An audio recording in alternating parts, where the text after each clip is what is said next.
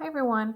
So I'm going to show you how to make a paper flower out of recycled tissue paper. I don't know about you, but as an artist and an art teacher, I salvage things like, which means save, food boxes for painting, sculptures, or to help with making paper flowers. So this is kind of what it would look like. But what I'm going to do is suggest that we do a green, so it looks like it has petals. A flower petal color like red, pink.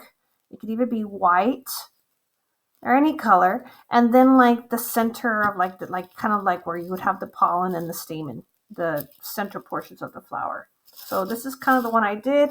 But let's try to stick with a green, a petal color like red, pink, orange, blue, and then a central color, either yellow or orange. Okay.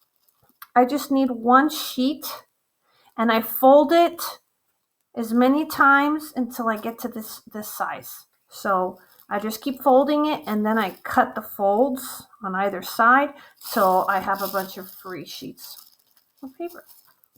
So what I'm going to do is I need 10 sheets. So I'm going to start off with the color of my flower. I'm going to do a white flower this time. So I'm going to do 5 of the color. So 1, 2, 3, 4, 5. Okay, so 5. And then I'm going to let's do 2 yellows on top. And maybe 2 greens on top. Let's do 3 yellows. So I've got 10. I've got 5 of this petal color. The most is the petal color, so I've got 5. I have 2 and 3, so that's 10. Okay. So now what I'm going to do is I'm going to create a base. So I'm going to get some of this food box, or I guess you could call it cardboard, very thin cardboard, which is also great for painting on, by the way. And I'm going to put that in the middle where the green is. We're going to put it where the green is. Okay. Find the green. And then you're going to use a stapler. When you try to find the middle of the square, it's very important. Okay. 1, and I'm going to go the other direction as well. Do like a cross to help reinforce it. Okay, right in the middle. Hopefully I got the middle of my flower as best I can. I probably got it a little bit to the right, but it's okay. Yep. So now what I'm going to do is I'm going to get a shape, a stencil, which is just a recycled cap to some kind of food. And I can see the little plasticky part in the middle, so I know that's the center. And I try to align it up with my staple. I did do my staple a little towards the side, but luckily I have more than enough paper. I'm okay. And I'm going to take a pencil or a pen or whatever you have. I had a pencil here. Everything keeps rolling off my table. Now, a moment, I can get a crayon. Why not? I can use a crayon. No shame in my game. And trace that stencil. Okay. And then I'm going to get those scissors. And I'm just going to cut around as best I can.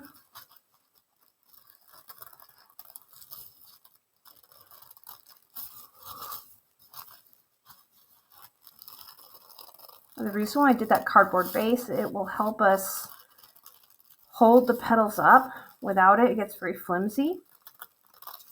Also, it gives us something to staple to. Like if we have a bulletin board, I can use it to staple. I could put the staple through the little cardboard. Now, if this happens to you, no worries. Just go back and follow the shape of the paper that you had cut previously. No big deal. And there you go. If there's parts that are a little longer, you just go back. Who knows, you could use this for something. Never know, right? And then what I'm going to do is I'm going to start in the center. and I'm going to fold it up vertically, but you need to be careful. You're going to crunch it together, not down. You're going to try to form a vertical column that goes this way, okay? Like you're making like a flower bud. You're recreating the way they look as they're growing. So you usually see a flower bud, which is nice, tight little structure, like that. You see how vertical it's coming up like that? Just kind of squeeze it. And we're going to keep doing that over and over, layer by layer, except for the last layer. The last layer will remain flat. It'll be kind of the base of the flower and gives the shape, the overall circular shape.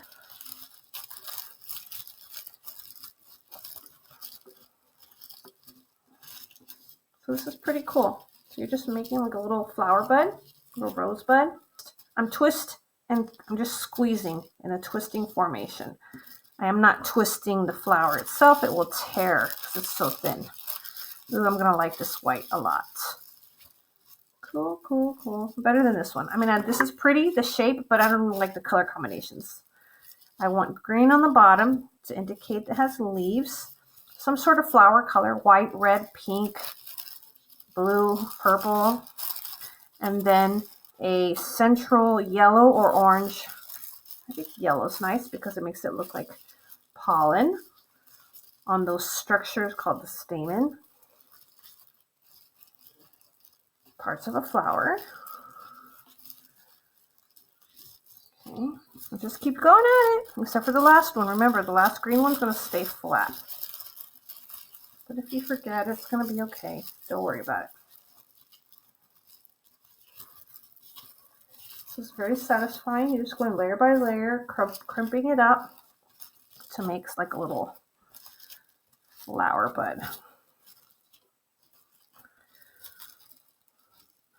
Don't do 2 layers together, then it's going to end up a flat flower. It's really important you crinkle up each one at a time.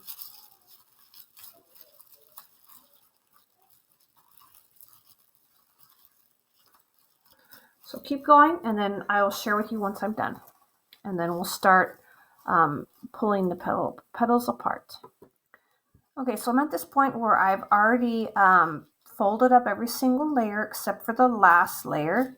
Looks like a little lily pad. And now it's going to open up layer by layer, but don't do it too much. You don't want to open it up all the way because you want to keep that volume of the folds to give it that nice volume. Layer by layer. Just try your best. If it doesn't want to open, then there's a reason. It's attached to something, so don't force it. Just try a different angle. Go in there with your fingers.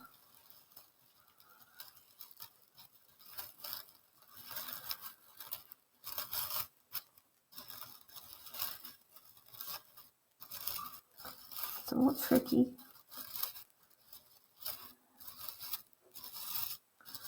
But it's fun. And it looks nice. You gotta be gentle with this paper. Just like that. So super cute. I love it. I can't wait to see the ones that you make.